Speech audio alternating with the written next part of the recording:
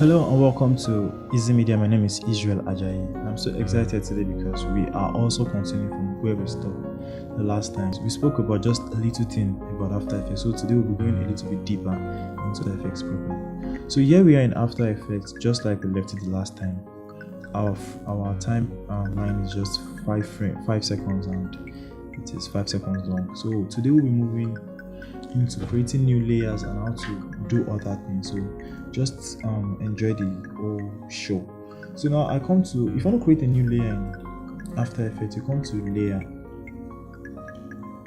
new, then it depends on what you want to create. Is it a text, a solid, a light, a camera, a non-object, a shape layer, adjustment layer, or an Adobe file? Now, like I said, this is the basis of After Effects. So all these things I hope to cover as time goes on. So but for today we'll be choosing a solid and see what happens. Now a little window is going to pop out and tell me what size is the solid I want to pick and the likes. Now you can see the width and height is still at full HD 1920 by 1080. The pixel is like everything is there. Now the only thing I don't like about this is just the color. So I can come here, double click and pick any color I want to pick. It all depends on what I just want to. Now I'm cool with this bright green color and I said okay. And you can also use your eyedropper tool to just go around and just pick random colors. If you have a unique color around this, you can just go and pick. But for now, I want to stick with my very cool color I chose earlier, which is this. I say okay. So I said, now we are in. We've created a new layer. You can see over here that a new layer is being formed, and a shortcut for you to create a new layer too is just right click and come over here and I can create a new layer. And right now I want to create a solid once more again. I click another solid and I come here, probably just change the color to another bright color, which is very okay, and I say okay. Now we have this already on ground. Now we have two different colors. Now over here we can see our eye tool. If you close our eye tool, just like it works in Photoshop, you can hide a layer, just shut down a layer. Over here we have our audio. If you input a video file that has an audio, it will indicate here, so you can just uncheck it if you want to.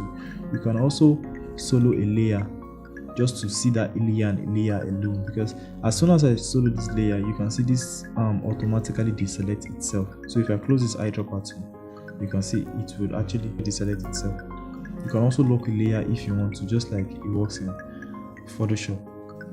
Over here you can rename your layer depending on what you want to. If you just click on it and press enter, you can give it a name, like okay, let me use yellow for example. Now you've renamed, just hit enter again and it's changed already. Let me quickly touch this place and move to the next thing for today. Now over here we have our shy tool. What our shy tool does is just it hides a layer so that people won't see it, so that your layer won't be too, if your layer is too busy, you can just use your shy tool to just hide some layers so that it won't be too busy for you. Now the way you can do that is just click on the shy button and come and activate it here. Now automatically see it has disappeared. Don't be scared, don't panic, it's just hidden. You can actually unshy it. So it's called the shy button. You can hover your mouse around these things and just get the name of all these things. And if you have any questions concerning all this, you can just send it to me so that I can actually see what I can do about it. So over here we have our rasterize. Rasterize just keep your shape in good condition all through your workflow, so that you won't have a problem of pixelation and the likes. So that's what rasterize tool does for you. And the way you can just activate, since you're even working with shape, you can activate the two of them. But right now I don't want to just give myself any headache about that. So over here we have our motion blur. What our motion blur is, just it makes things look realistic to the eyes. So if I, for example, animate this background from here to here, I can simply just add motion blur to it just to make it look very smooth and very fine. Now let me just quickly do a little bit of animation here so that you can see what I'm trying to say. Now I want to move from left to right. I hit P for my position.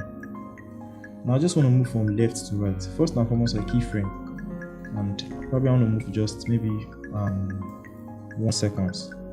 Then where am I moving my shape to, either left or right? So I hold down my shape so that it will actually move very well, and just push it. Let me keep pushing it back. Okay, we've gotten to this place. It looks beautiful this way now. Now, very simply, you can just animate from here to here without any issues. And if I just click enter, if I just press my space bar, you can see the way it just flows in gradually. Just keep going, just keep going. Now, notice something when I activate my motion block over here and I do the same thing. You see how it looks like. You can see the edges here.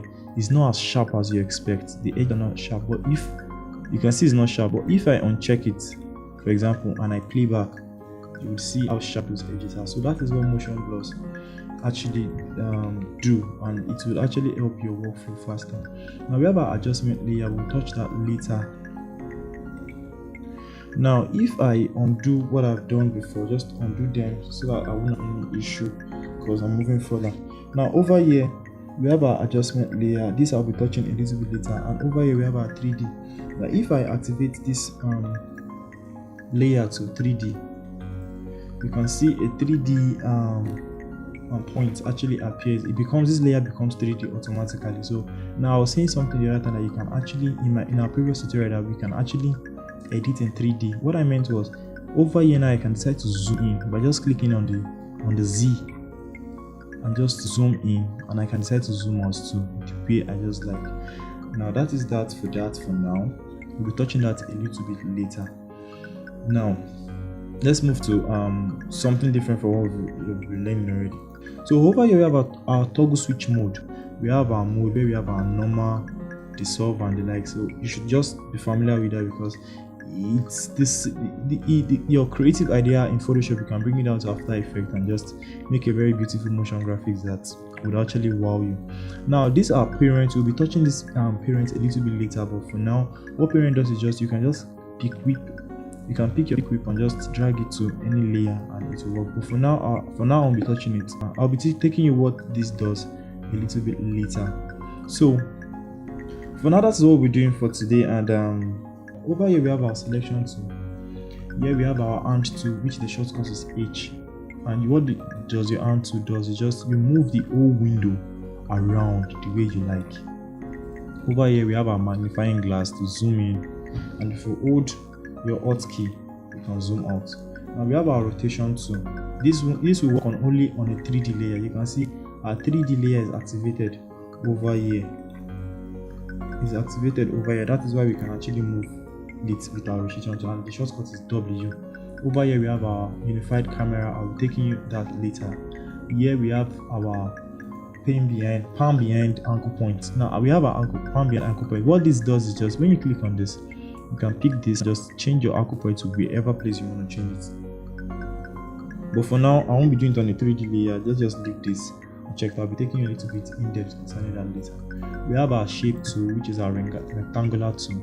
We have our pen tool. What our pen tool does is just, if you know how to use it in Photoshop very well, just draw things around, draw things around. Now I think I've maxed something out. I'll be taking you what maxing does later, but not now. So just be patient, relax, and you learn a whole lot from here. Now let me quickly uncheck this 3D layer. You see it becomes a 2D layer back. It comes to normal. Here we have our type tool, where we can actually type whatever we want to type. As soon as I click here, and for example, I just write IszyMedia. Now the color is white. That is why you are seeing it like that. So if I say now if I type IszyMedia, Control A, the color is white. That's why you can actually see it properly. So if I come here, just change the color to black, it should pop out properly, and I can decide to drag it, make it big, make it as big as I want to use it. Let's make it in capital letter. Yeah. So that is what our pen tool does, our type tool does. So we can easily come here to just touch our selection tool and continue further. Here we have our brush tool. I'll be taking you a little bit later concerning that. Your clone stamp tool. All this will be taking your rotoscope and the likes, your Puppet 2. I'll be taking that a little bit later. So over here, let's come beneath this space and just take it, because this is what we use to wrap this tutorial today. So down here we have our exposure. Now we can reset our exposure. If your exposure is too low, you can, just like it works in camera, you can just tweak your exposure and just go. If your overall project is too exposed, you can just come here and tweak some settings and the whole thing works as beautiful as possible. Now we are over here, we have our composition flow chart. Now if I click on it, you can see a flow chart appears. Now we really don't have anything. The only thing we have here is just the basis. Remember when we created the basis? That is the only thing we have here. So I'm taking what that does a little bit later too. We have our fast preview. What this fast preview does is just a render. If your system is not having a graphics card, or is not meant for this kind of job, they are assigned system for this kind of job. Now what this fast preview does is just, it helps you render faster, it helps you preview your work faster without issues, and that is that for that. Now your toggle pixel aspect ratio correction, what this does is just, it helps you in keeping your resolution in shape so that you won't have any issue. Now I'll be touching a little bit about this later, but for now let's just move further. Now over here we have views. How many views can we do we have here? We have a whole lot of views. We can even customize our views the way we like here. But here, let me just click on 2 views. You can see we have 2 different views here, and you can see the one, anyone I click on that has this checkbox around it is the one that is active at that point in time. So let's move further. We have over here, we have our top active camera. You can just look at your view from the top. I can decide to look at this one from probably the left hand side, and I'm seeing it from the left hand side. If this is a 3D layer, it will be showing from the left hand side properly. So that is that for that. I believe you've actually learned something awesome again today. So in our next tutorial, I'll be taking you a little bit in depth. Like I said, this is like the basis, so I'll be going a little bit in depth concerning After Effects. So please never mind that I'm too fast talking. I just want to just elapse everything into 10 minutes, but sometimes it's not just possible. But if you don't understand, you can replay the tape just to listen and listen over again. And if you don't still understand, you can actually just send me an email, and I will actually reply you as soon as I can. So until next time, my name is Israel Ajayi.